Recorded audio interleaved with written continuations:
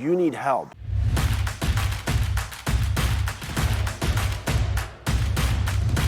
Not that you don't know what you're looking for, but you need help. Meaning, some of us do this for a living. This is what we do. We inspect RVs, from Class A's, C's, fifth wheel. But as you can see in some of our video, we touch about everything. The important part is the inspection. This is your next step. What's the most important tool that you need before you buy an RV? CRL list. Create request list or create repair list. You know, I know it says create request list, but why don't we just call it repair list? So see what she said? Create repair list. So stop wondering what it means. Create repair list. So we have a software that we use. Your report, if you're from Hawaii and buying in Ohio, or you're in Maine buying in Yuma, Arizona, or you're in Oregon buying in Florida, this report for us is the task at hand that we're doing, meaning we're building this nice Bible on all the details that we see, we found, we look at, all the tests, all the results are all implied in this report. So this is your big Bible. Once they receive the report, how do they process to get that easier, small format report?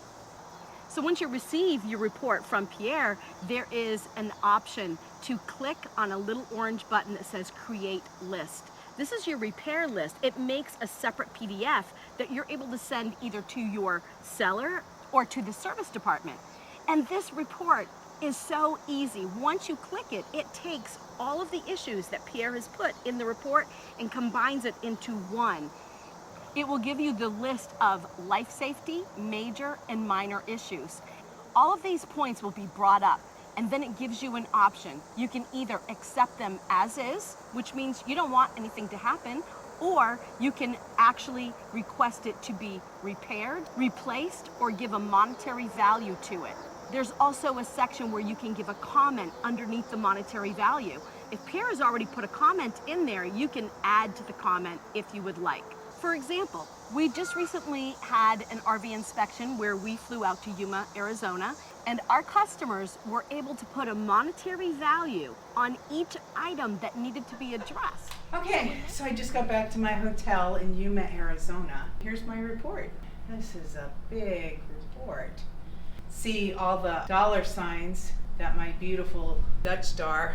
Now I'm going to go back and see if I can use this report to negotiate with my seller. So my beautiful pristine Newmar does have the roof issues, and it has a major issue there on the front cap and joints, and I can send all this right to the seller and tell him these are some major issues. The skylight has a major issue, it needs to be replaced. The solar panels, all of these things that when we looked at it just with the naked eye we weren't seeing. Maybe we were a little delusional, but here also we can see the video that shows this is completely unsafe and falling off the back of the motorhome. Here's the slide out. This is major. I'm going to put this on the report, so I'm going to add it to the list of the report. And when I add it to the list, I'm going to ask the seller to either repair it, replace it, or give it a monetary value that I can ask, how much is this worth? So I'll call Newmar and I'll say, okay, Newmar, how much would it be to repair this issue? And they can tell me how much it's going to cost, and I'll put that monetary value on there. If I don't want the seller to fix it, I just want money off, and I can comment my own comments in here that the seller will see. So now I can see with this report, it's giving me a tool to go to the seller and say, okay, this was presented one way, it does have issues. We could either walk away from the sale or negotiate a lower price so we can get these items fixed and be on our journey and enjoy it. It does seem like a good unit, it's a solid unit, but it has issues. So if the seller's willing to come down on his price, we can take it to Newmar or take it to a repair facility and have these issues worked on, then we're going to be happy and going to be fine. If not, we have to make the decision if we can accept it or walk away. So what do we do when we are hired and we go do an inspection? What's our normal day, Bea? I mean, for me on the inside and you on the outside, different things, right? So for me, I start with my ceilings, and then I go to my floors, and then I go for my walls. I am touching everything. What about you on the outside? I'm touching everything too. We have a list that we follow. A list that we created. Not every RV inspector are the same. We're all independent businesses. We all have our own protocol, the tools that we use, the tools that we're comfortable with. Some people don't use any tools. They just wing it. They just take pictures. They just just go take with a pictures camera and- and take pictures and go with memory, but not for us. We actually use a computer program, and I have a list that I am writing on and following.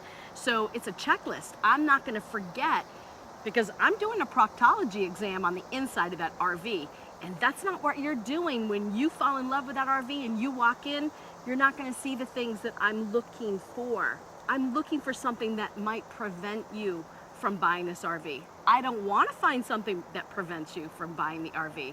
All of us inspectors are built differently. There's a comfort zone where we're at. There's a knowledge that we know. There's things we check that others don't check. So I'm just saying, we all start with a base, and then we all develop where we feel comfortable.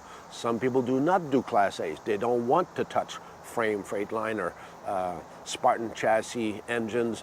They don't want to touch this. Okay, so that's their level of comfort. So you can touch those people when you're not looking at Class A's. Here's one issue that was found that I didn't see just walking around, but the slide out, let me play this video for you. I can even zoom in on it, make it full screen, and you can see how the slide out is out of alignment. And you can see that it's rubbing there, and it's rubbing so much that this plastic is coming out. I just felt that was a plastic cap, and it didn't matter when I just looked at it with my eyes. But what was found was the slide out was actually rubbing on the wall of the motorhome. And you can see there where that Newmar puts that little arrow there that it was actually malaligned. Well, my husband Jeff called Newmar and found that to replace the rollers on this is actually about $10,000. So to fix this in what I thought was a pristine motorhome, to fix this issue is going to cost us about $10,000. And I never would have known this without a report like this showing me exactly what I can show the seller. So when they sent that CRL list to the seller, they had $28,000 in repairs that needed to be done on what was called a pristine RV. Not that it's going to happen every time we do an inspection. If you have something solid that you can deal with, you've got real arguments, you are now in control of your purchase. You got to be logical, and you got to have a tool. This is what we offer you. This is what we give you. This is the tool. Like Laurel explained to you, the advantages of all those details and the reality of what's been checked. Okay, and here we are looking at the engine compartment, and we can see that there is an issue here with the main seal leaking. And it is so minor, but when you can get these detailed pictures that are blowing these up, you can actually see, here's your issue. And after calling Cummins and getting a price for this fix, this is another $3,800.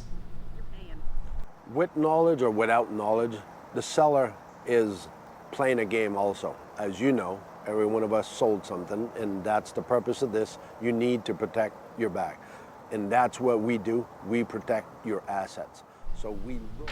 Okay, another part that would normally be seen is the power steering pump. We can see here that it is a major issue, and this whole power steering pump and housing needs to be replaced. And that's going to be another costly addition.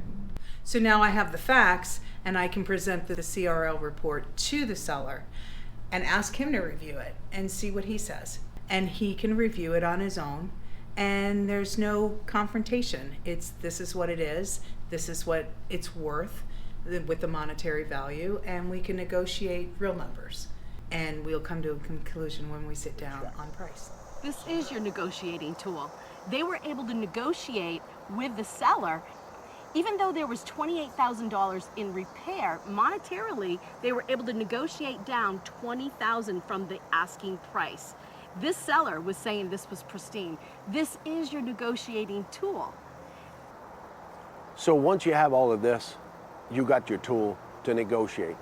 To negotiate having your unit fixed, have it prepped before signing at the bottom of the dotted line, by the way.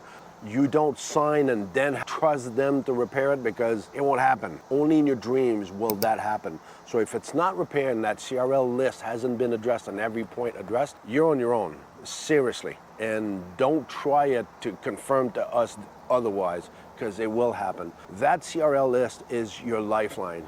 This is the end of your negotiation. If that unit is halfway decent, like we have a lot of them, the last thing you're gonna do is take that CRL list, print it when you go pick up your unit. All those points on that CRL. So just be thorough on what you did and check every item that was addressed in that list that inspector supplied you, and you'll be in good shape. Once you know every one of those items have been corrected, then you can go in the finance department and sit down with them and sign your life away. You're leaving with a good ring. Hopefully it helped a little bit, and we were able to give you a little bit of light on what we do. We needed to do this segment on that CRL list, which not everybody can offer you this, I'm just saying. So make sure you ask the right question to the right inspector. What kind of software do you use? What kind of report do I get? They can show you an example of this. For us, it's on our website. So we show you what a report looks like. So if you're asking somebody, you can ask them point blank, can I see an example of your report and what your repair list looks like? To see an example of our report, just go to www.blueoxrvinspection, and you can see an example of our report right there on our website. So remember, And do never forget. It's not about the destination, it's all about the journey!